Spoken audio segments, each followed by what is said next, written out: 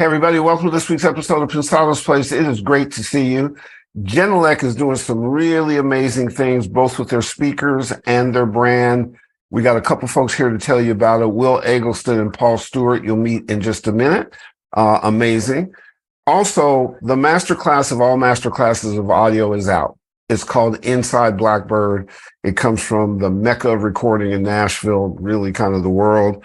Blackbird Studios, amazing producers, executives, engineers, mixers, all there. I think there's 180 Grammy nominations amongst all the participants and over 80 Grammy wins, 250 plus videos, everything from mixing and mastering and producing and songwriting and front of house and rigging, tour bus, studio etiquette. It's all there. And how can you access it? Through us. Of course. You have a free month to access it by visiting the website that you see below. Get in there, take a look. This is a series that you want to have. You want to tell your friends about. Inside Blackbird. Also, our good buddies at Harman Pro, we've got their audio giveaway series. You can win great prizes from AKG and JBL. JBL monitors kick behind. There's two behind me, and I blow the building up with them. Two different microphones you can win, the Steve 414s or an Ara. You can't beat it. We use them on the show all the time. So make sure you also enter the link that you see below for your chance to win. Go, hurry, haste, do it. We're really excited about what's going on with Pensado's Place. We've got a bunch of announcements in the future, great guests, great partnerships, great education stuff. Stay tuned so you can win gear and opportunity to make your stuff hotter. And without further ado, when you hear about the GLM technology and Genelec smart active monitors, you're going to see why we like them so much. Paul Stewart is here with us, our senior technical sales manager, and Will Eggleston. We had a great conversation with them, and we're here to share. Gentlemen, welcome. Thank you for having us. Thank you very much. Great to be with you. The thing that has been fascinating for me as I've gotten to know Paul and Eric, and we've been talking, is the Genelec story is really long, and actually right now in the midst of celebrating a long tenure in the business and doing lots of different things. Give us the thumbnail of Genelec writ large, where you are now, the history of the company and that stuff. You want me to do that? Yeah, you start. Well, as you said, I've been with the company for a little bit more than 25 years. So when you start thinking about where we are now, you absolutely do have to look back, and the early beginnings of the company really were focused on the broadcast business. And Ilpo had a vision at the time when he had friends in the broadcast business at, I think it's called, what's the name Miley? No, the name of the broadcast, it's escaping me right now, the broadcast company. But anyway, he had some friends in the National Broadcasting Company there, and they wanted a new monitor. And so he and his friend, Topi, had been good friends since, early young kids, riding bicycles as young kids, and they went to college together. And, just think about kids that would go through life together and then go to college together. And so they got on this, they got into this thing about trying to make a monitor for the state broadcasting company there in Finland. So back in the late 70s. And so the first product was the S30. And a lot of people would recognize that with the ribbon tweeter.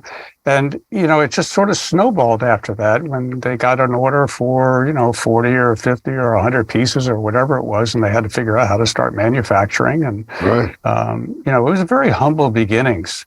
But the focus was always maintained all the time. And as the company grew and acquired new engineers and new manufacturing techniques, the company was very successful. And I think it was really due to the fact that they just sort of have these blinders that they put on, and they're very focused at what they do. They don't drift too far to the left. And, they're primarily a research company, an R&D company. And, whenever the sales opportunities are there, then, they test these things and they move forward. So, the thing that I notice is Genelec speakers have always had this patina and ability to be a professional monitor in a really trying circumstance, but just as comfortable at home. And there was not, I didn't have to be worried about having a speaker that was too much for my house, but it always treated music and sound in warm ways and in dynamic ways. And when I look at the history of some of you guys, from Berkeley and installation to post-production and recording and studio design, all that ethos, I think, goes into a brand. Like, you think about the consumer and you think about the professional application. Am I close here? Yeah, you're not off at all. I mean, once again, being a small company and having a very small group of people who are making the products from beginning to end, you don't really have a whole lot of opportunity to want to drift too far one way or the other. Yeah. I've been asked a lot of questions over the years, and one particular email came to me one day. Well, how do you voice things differently for the home? Or, and it's like, no, we're pretty much focused on trying to maintain as much neutrality as possible. And then, over the years, as new technologies become available, the drift into the waveguide, for example, when that happened in the early 80s, that's sort of transcended through all the products ever since then.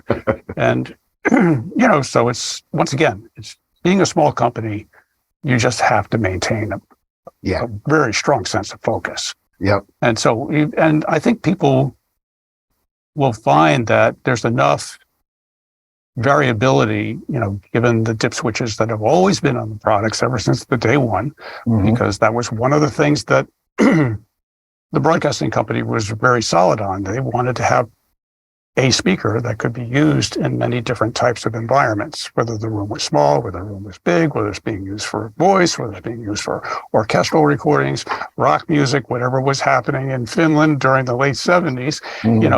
That sort of stuff just had to be appealing to their first customer. Yeah. And that was a good test bed, and you just got to take that forward. And there's been a lot of competitors over the years, but we don't try to copy anything that they do. That's just not in their wheelhouse at all. Paul, your competitors, when did we start thinking about room treatment as the room and the EQ, as opposed to just the EQ only? It seems like whenever I've been attending at a studio with a session where somebody's trying to make some adjustments in the sound, it was never taking in the room, and the grade system that you're using now takes in a lot of the room. How did that come about? Am I just plain wrong? I think you're onto something that, Will, you had mentioned. The company has done a lot of testing as a research company. So through the years, a lot of people from Genelec were out on the road, field testing measurement systems. I mean, when I first started, I was given a measurement system, and I'd go out and record and collecting data all the time and finding out what is the common thread amongst, all the different rooms. How long are doing that? I would say Ari Varla was probably doing that whenever lunchbox technology was available, where you had something that was, how did he phrase it? It wasn't portable, it was transportable. And it was, basically a big box that you would run Melissa, for example, which was an old Doug Reif application that was, put out back in the 80s or so. Yeah. And Ari would go out and do a lot of room tunings, so to speak, speaker placement. When the 1031s became popular, then that sort of elevated the whole need to be able to get to the customer and try to understand and try to get them educated with regards to where the flat line would exist as best it could be. And then beyond that, if there was other dip switch settings that subjectively, smelled better for the customer, then that's how they would leave things. But everything was always documented. And when I started in 1996, I mean, I had to go out and do a similar type of thing. I went to hundreds of studios. And, and also too, when they became smart speakers, that was really a big bump. That's yeah. Yeah, that's when I started. Right. That project started in 2002, basically trying to get the hardware together and get the network up and running. But yeah, when Paul started in 2005, 2006, that's when we hadn't really coined the smart active monitoring acronym at that point. It was just a DSP speaker. But that was the goal was always to try to remove the abundance of subjectivity and try to present the customer with some sort of objective data. And if they wanted to move away from that, then you would give them the opportunity to do that. Well put. And now we have, this incredibly fancy acronym, the Genelec Room Acoustic Data Evaluation, or GRADE. And what's so cool, I thought, about it is you're allowing me as the listener to get as deep as I want to or as not, like you just said. I get reports, I get sense of what the room does. From base optimization to where I should sit, I can really take that information in that system with the proper tools and try to make my room as acoustically sound as I need it to be, which means depending on what the scale I'm on, I'm either just listening to Imagine Dragons because I'm smoking some weed, or I'm trying to mix, who knows who. It's really smart. And what I'm curious about is, I just did a panel where people are so afraid of AI. And I said, in our world, AI and machine learning has been going on for years. It's in your plugins, it's in other stuff. Did you guys find the balance between the humanity and the artificial intelligence to put into GRADE to make it work? Was that part of the challenge? I don't know I would just go back a little bit and just try to bear to the importance of two words that are part of that acronym. And that's room acoustic. Mm-hmm. Okay. We're not saying anything about the loudspeaker per se, even though the loudspeaker is the enunciator of the information. This is an analysis of what's happening of the room to the sound in the room. Mm-hmm. And, and the funnel for the data is coming from GLM, which is the tuning. Genelec Loudspeaker Manager. Genelec Loudspeaker Manager. So once you run the calibration, then you have the option of having a checkbox that you can say, well, I want a grade report for this. And, that the whole grade thing is it's been out for less than a year now, I think. It showed up with version 4. And, it's just been wildly helpful. Oh, yeah. I mean, impacting. Yeah. It's been really, really helpful to a lot of customers who have in the past sent us their setup files. And we've been doing that for a long time, so where they can share their setup files with us and we can call them or we can have discussions with them and say, okay, well, based upon what we see just in the GLM files, why don't you try this or try this or try this? But now with the addition of the grade report, you have so many more layers that you can talk to. And, at some point, the discussion basically says, we're not the acousticians here. If you really want to dive deep into solving some of the problems that are presented here, then you need to call, Right. But the best part is you have a report now to give that person. Exactly. You can say, here's what my room, looks like. Yeah. I mean, a stereo report is going to be, I don't know, 40 pages, 35 pages long. Yeah, it depends if there's a subwoofer or not. But an immersive system is at least over 100 pages. Gotta be. So there's a lot of different chapters that you can go through. When I was cruising around today, the internet, I realized I was trying to prepare for the show, and the tutorials you have are amazing. And there's one little thing about those tutorials. It brings in the idiots like me. I don't consider myself a brainiac or anything, but I'm always trying to, in terms of with the show, I'm always trying to bring in new young people and get them involved. And between the tutorials and hopefully today's video, we're gonna get a couple of new young people, because they really like the speaker. They just need to know more about it. Yeah. Well, as Paul was saying earlier, when you're in front of a pair of speakers, and assuming that they're not 2 feet away from your head, Mm-hmm. The room contributes more than 50% of what you're listening to. Mm. So it's very easy to blame the loudspeaker without really thinking much about it, right? But the facts are real. The room does contribute a boatload to what you're hearing. When I first started working here, I think, and Will was excellent teacher, by the way. And but one of the first things you said to me, you just have to remember, Paul, the speaker's always the first to get blamed. It is. It is. And look, I mean, sometimes people will.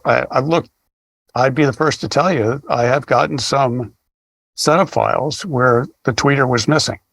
and so but the guy didn't call saying there's something wrong with my high end. We had to tell him, like, your tweeter's not working. But their mix still sounds great. I found that. I sent that to you.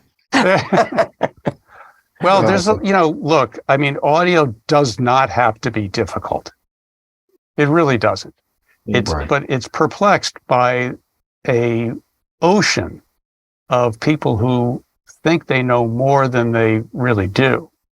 And they get on the internet and they say a lot of things that just really should not be repeated. Yeah. So it's not like trying to deal with, it's not rocket science. The math is easy. The math is 4th grade level, and maybe even 3rd or 2nd grade by now. But just trying to understand the basics, it's really not that difficult. I've always found that it was, to me, when I would uncover, like, wow, this is a really problematic room or the situation. But when you hear the work that that person's doing in there, and it's remarkably good, because, people have a way of internally calibrating or getting used to things. And those that are really good at it, can do it without even knowing it.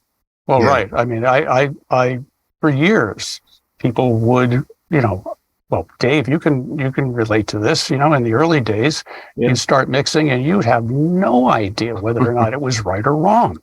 Yeah, remember, you had the Uris, and you knew what was wrong.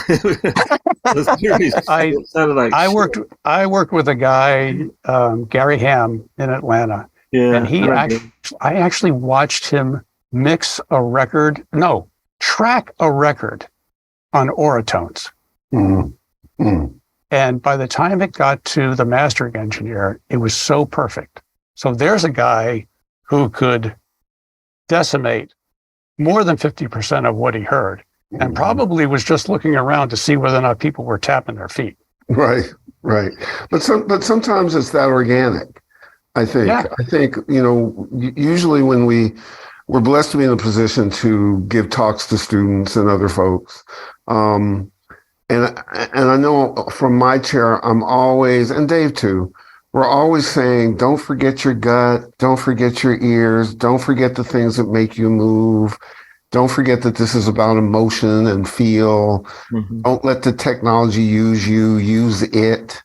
You're bringing something to the party. You don't want to take that away. That's the sweet stuff. Like your interpretation of something is what's going to make that special and unique for you or for others. If you take that out, what kind of world is that? So I think the fact that the company recognizes that and makes sure that possibility is built in and leaves room for the consumer to take the information and choose what to do about the room or about the info. So now you guys, the other thing that you do that Paul and I've talked about, Will, and you guys give me your perspective, is oftentimes you're going around capturing video in other places and Genelec use case scenarios around and all kinds of things that show how things are being used, the variety of people who use it, the different circumstances that you can find Genelec in. I think that's a great thing that goes along with the anniversary of the company.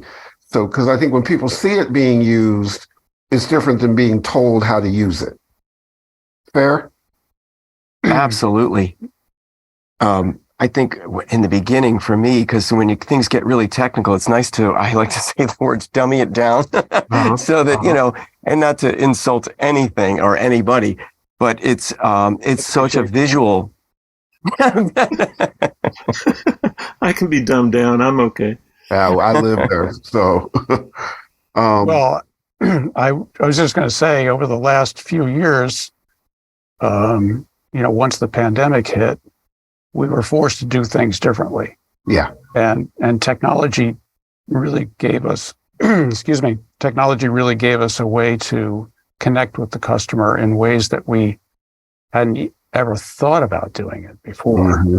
And our other host, which is not on camera, or our other person's not on camera here, Eric, he's been really, really creative at trying to come up with different ways of introducing our customers to the rest of the social media world, if you want to look at it that way. And we've been really, really successful just thinking outside of the box. Show us your cave. Yeah. Where that was, that started off out of what are we going to do? There's nothing what are we going to do? I mean, we're not going to trade shows. And so, Paul made some music for the intro and we just sort of developed into that. And what are the other things that we've done? Well, then there's the Tech Tuesday that you and I do. Tech Tuesday for a while. That was always helpful. And then all of the other stuff with our accessories and things that, and it's been amazing that people go, oh, that helped me so much figure out how this was going to get installed. And yeah. And what were you going to say, Eric? What was the other one? The masterclass, right? Yeah. Well, the masterclasses have been a lot of fun. Yeah. So it seems like this is an Atmos world. How are you dealing with the immersive elements with the Atmos? Well, that was an explosion, right? I mean, that seemed to just it's going down a little bit now, but in terms of the software that you have, are they adaptable for Atmos? I think that's the best part, is that we were kind of primed and ready for that experience. It's one thing to calibrate 2 speakers, but when you have 11 and then you have maybe a couple of subs and you have to timeline everything, and these systems are getting thrown into rooms that aren't necessarily, you could take a tape measure and get everything equal distant. It's not possible in so many rooms. The door's in the wrong place. You've got a window. Ceiling heights might not be optimal. Could be things in the way to get them exactly where they need to be. So having the all-in-one solution that can take care of all of the time arrivals, levels, phase alignment, as well as the equalization, of course. But yeah, that really. I mean, one of the things that happened when coincidental with the arrival of GLM back in 2006 was back around 2000 when we went to HDTV, the audio format was actually, increased to accept 5.1. So a lot of what we had embedded into GLM, as Paul was saying, went beyond just simple stereo. All of a sudden we had customers. I think the first customers, once again, to accept the GLM style of setting up speakers were our broadcasters. And that whole 5.1 transition was a real good proving ground for us. And so to answer Dave's question, getting into immersive was really just adding more speakers and trying to convince, well, actually not trying to convince people, just really showing them that as you start to add more speakers in the room, the influence of what you hear, if things are not calibrated correctly, really devastating. I'm still trying to figure out mono, so you don't have to worry about me. But that would be mononucleosis, not. And the cool thing is, Will, in honor of you, Dave, has on a Santa Clarita hoodie or sweatshirt, which is close to where you live. So, shit, man, these guys don't miss a trick. Off of Via Princesa. No, Dave, don't give your address, buddy. We'll be reading about you tomorrow. Now, so as you move around and take this year, do we have new product lines coming? Is that always in development? Do you have such an array of things and subs and all kinds of stuff? Is the R&D on newer products always continuing? Always continuing. Can't talk about it. Love that. And don't expect anything. Well, that's it. I mean, look, I get to go over there pretty often. And I'm always, first of all, it's always a humbling experience. But secondly, it's always good to know that they just continue to march forward and address issues that they believe, and I also believe, will ultimately benefit customers going forward. But it's a real challenge these days. You guys are more aware than, just as aware of anybody else. If you go shopping on to any retailer, how many different products are there? Name any category, let alone guitars or basses. How many different sound cards can you get? How many different speakers can you buy? It's crazy. So to try to think that you're going to go attack one particular segment of the market with something fantastically different, it's really tough to do. Absolutely. Because this, everybody's competing, and the challenge is to find a technology that doesn't have to be replaced within 2 years. Yep. You got to find it. You got to find an investment that's going to hang in there for at least 10, 11, 12 years. I've got two questions. Is the hexagonal interface, I love that thing. Is it, I don't remember it from past days. Is it working out? And how's MIDI working out? MIDI is, I can tell you that on the next release of GLM, there will be more MIDI controls available for those people that want to get into that. I don't do MIDI. I did. I liked it. I was. He was all about it. But so the MIDI enhancements will increase quite a bit for those customers. And what was the other question? The other part of it? Hexagonal. Oh, the Hive. Yeah. Yeah, the Hive. Exactly.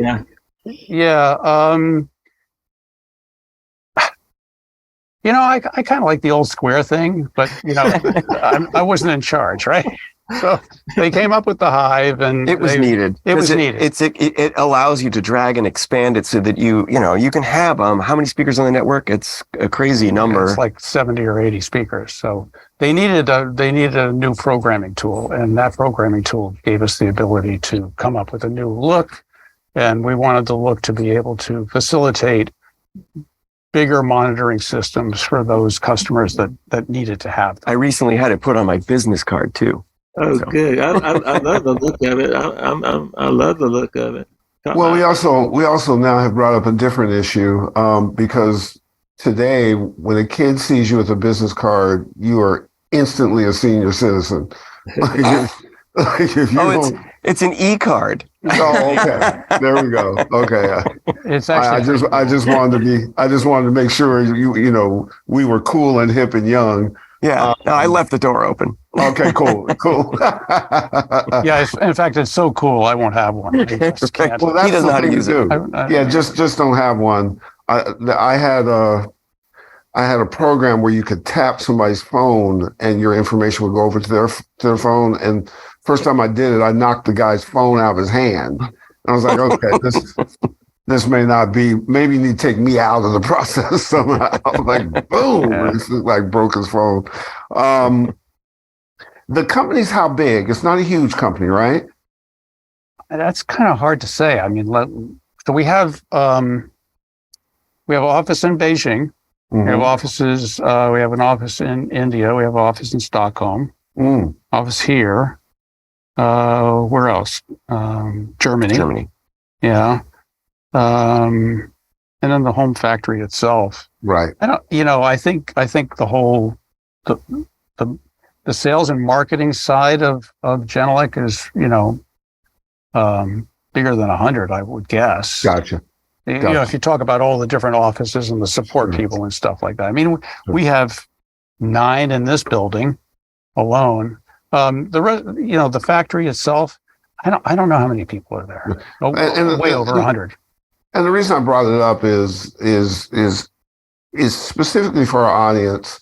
So it's not a huge company, which means it's hands-on, which people care, which means they have responsibility, that they have to meet marks. You can't hide this under bodies and processes and automation and stuff like that.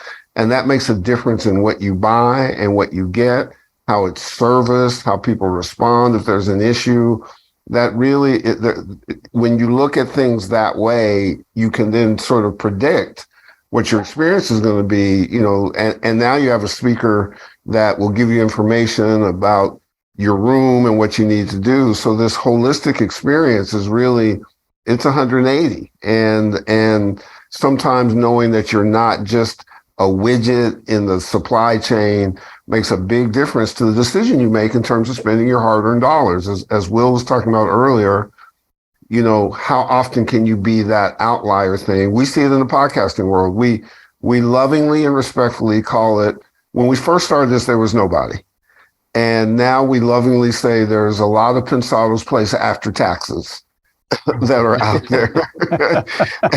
and there's a ton of them.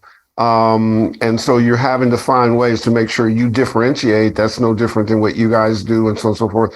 But it's the nuance of it. And you have to understand the nuance of it to make that decision. So that's kind of why I went down that's a herb rabbit hole. Well, I would just say that, as I mentioned earlier, the company had some very humble beginnings.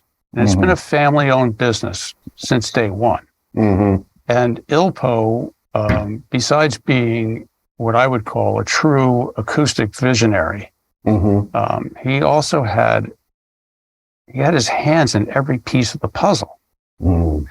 And he was an incredibly brilliant man.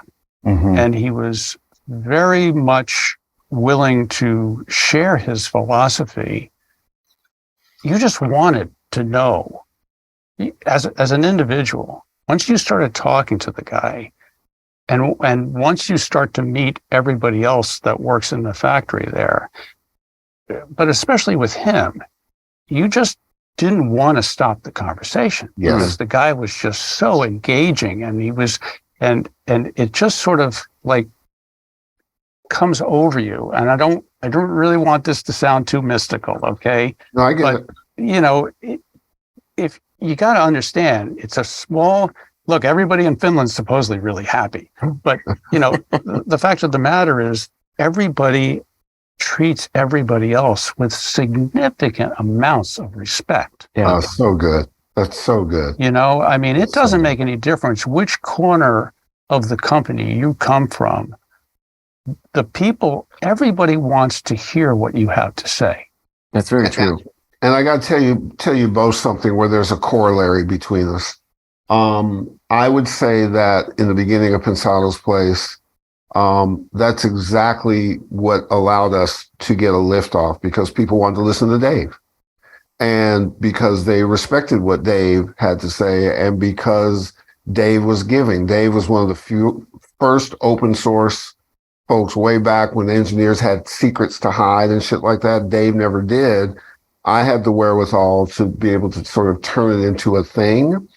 And what we've learned is, much like you guys, so we continue to be that way. Accessible, respectful. I tell people all the time, you can look at data all day long. You can't quantify influence. No, What right. is your influence? And that's where we lay our hats, and that comes from how you treat people, how we receive. We shake hands and kiss babies all day long at everything, and we're rewarded with a certain kind of loyalty and respect that we feel like if we earn every day, which I think is the hallmark of companies like Genelec and Pensado's Place. And, you have to be granular like that because it's in your DNA that you extend it to other people, which has a lot to do with respect. A lot to do with respect. Here on that. And I want to say this as we kind of wrap up. We love the relationship we're developing with you guys. We think there's some cool shit ahead. There's just some really cool stuff for us to do together. We love the product, but as Paul and the secret third guest who is part of this, which is Eric, who's probably right over Will's right shoulder. Yeah, exactly. That's where Eric always is. He just has. He's always there. We keep him quiet, but yeah. Eric's a badass as well too. So we're really excited about what we can do with Genelec for our audience and inform them about it. They have to make oftentimes decisions with limited dollars, things that they have to really take their time and figure out.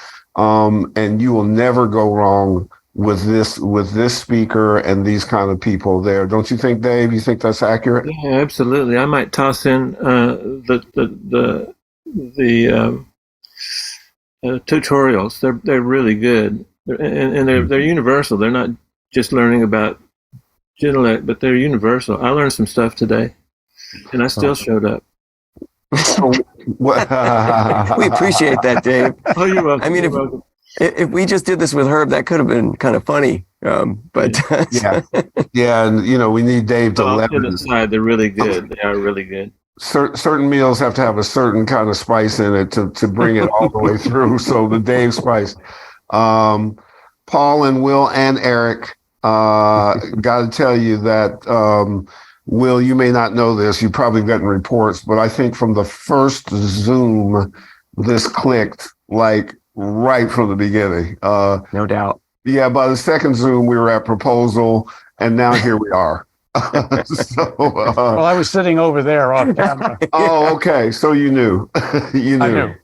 I knew. I was reporting to Dave how cool these guys were, and haven't heard the new stuff yet. But remembering when I had Genelec, and I was telling Paul and Eric, that it just never went wrong. It just was a good feeling anytime I ran stuff through it. So again, from our perspective, excited to partner with you, excited to move forward, excited to make a change. We could not be happier, guys. Thank you so much. Thank you. Thank you for having us. This has been a lot of fun. If you think that was sexy, stay tuned. Genelec, Pensado's Place, we are rolling, and we'll see you next week.